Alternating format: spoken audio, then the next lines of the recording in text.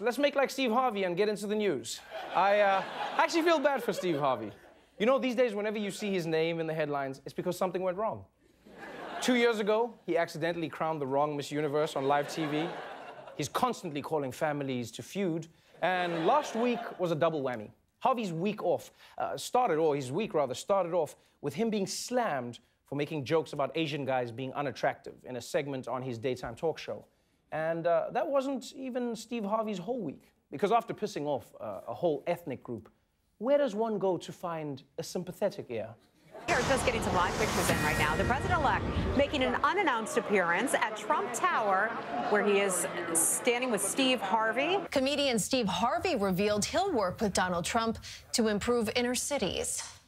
And you thought Donald Trump wasn't going to do anything for black people? Huh? Huh? You know what's funny is every single black person who meets with Trump has that same "what the f just happened" expression on their face. Like,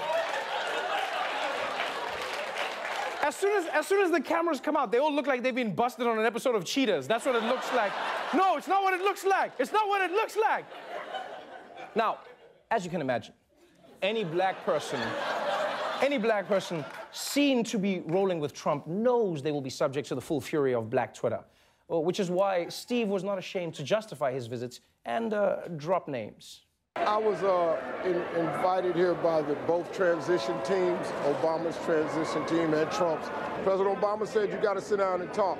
It's just me following orders from my friend, President Obama, who said, Steve, you got to, as he told everybody, get out behind your computer, stop tweeting and texting, and get out there and sit down and talk. And Obama told me to call that woman, honey. Obama said I should talk to her in the club, and Obama's why I drove that fast, officer. He said, don't let anything stop you, keep going. And Obama is just like, I like how Obama's become like the traffic excuse of politics. Why are you doing it? Well, the Obama was so crazy yesterday, I just had to do it. So it was a really rough week for Steve Harvey. I feel bad for him. He's a good guy. But how can you defend yourself about this? I can defend myself, player. Oh! I can defend myself, boy. Oh, it's Steve Harvey, everybody. It's Steve Harvey. Yeah. It's Steve Harvey. What? Now, you over here telling your little jokes about me, but see, Trevor, you don't even understand how it went down. Let me tell you how it went down. You got to explain to these Africans real slow how it go down. I was minding my business at the dry cleaners because I dropped off my mustache to get cleaned up. My phone rang, and and I knew it was an important call because it was the Downton Abbey ringtone.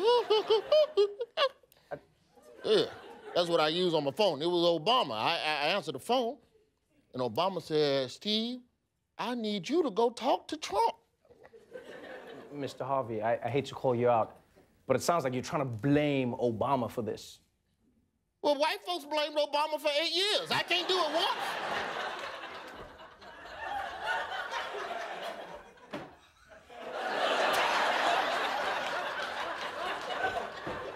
So wait. If Obama said jump off a building, would you do it? If it helped black people, yeah. See, Trevor, it hurts me that black people think I don't care about them. Every year, I honor the best in black business. I have a program that mentors children. My mustache won 3 NAACP awards. You see, this is all it comes down to. Black people, we got 2 choices, black people. Look, either we meet this man and try to get something done, or we take 4 years off politics. And I don't know about y'all, but Steve Harvey don't take a day off. You better check your TV guide. I'm on 4 channels right now. Yeah. I'm on QVC, I'm on damn ESPN, Deportes. Steve, I understand what you were trying to do, but what do you say to the people who are mad at you? The hell you mad for? I stood next to a man while he said dumb things. My whole job is to stand next to people while they say dumb things. Name something that has an eye but can't see. Tiger. Tell me a part of the body that begins with the letter T. Titties. Good sucker? Asparagus. Seagull. Get a bird. I could have said do this, say that. I don't want that.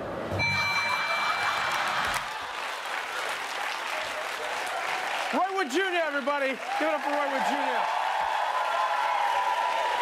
And by the way, Roy, by the way, I confirm, man, that's a pretty good Steve Harvey impression, man. The mustache does have to work. Yeah. Now, if Steve Harvey's way of dealing with Trump isn't your flavor, we got the exact opposite way of dealing with Trump this weekend from Georgia Congressman and civil rights leader John Lewis. Do you plan on trying to forge a relationship with Donald Trump? It's going to be very difficult. I don't see this president-elect as a legitimate president. You do not consider him a legitimate president. Why is that? I think the Russians participated in helping this man get elected, and they helped destroy the candidacy of Hillary Clinton. I don't plan to attend the inauguration. Damn. John Lewis does not mess around. I mean, I've heard of people turning down party invites, but giving your reason as illegitimate, that's gonna change evites forever, people. So, John Lewis called Trump an illegitimate president. And you know Trump, I mean, he just lets that slide straight onto his keyboard. Trump lashing out at the Georgia congressman on Twitter, saying Lewis should spend more time on fixing and helping his district, which is in horrible shape and crime-infested. All talk, talk, talk, no action or results. Sad. I'm sorry, what? All talk, no action? You're calling a civil rights hero who marched in Selma with Martin Luther King Jr. all talk, no action? Saying John Lewis isn't the man of action is like me saying Donald Trump is all tax returns, no tweets.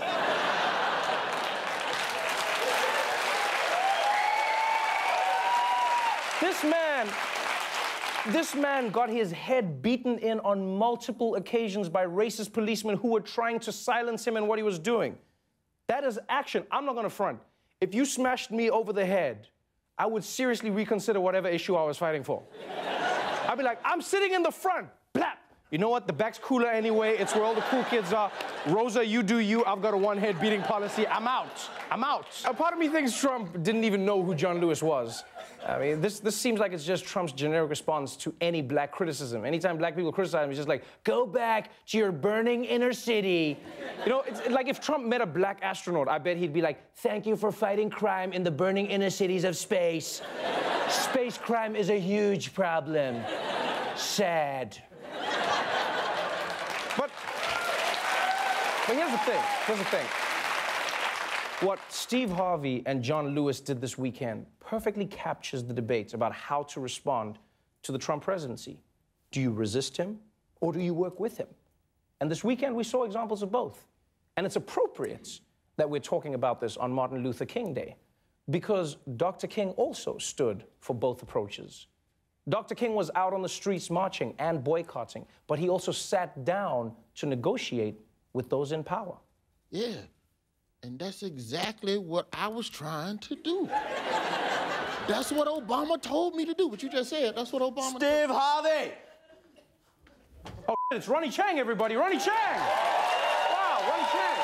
So, wow, what are you doing here, and why do you have a baseball bat? You think it's funny to perpetuate stereotypes about Asian men? I'll teach you about racial discrimination. Now, which one of you is Steve Harvey?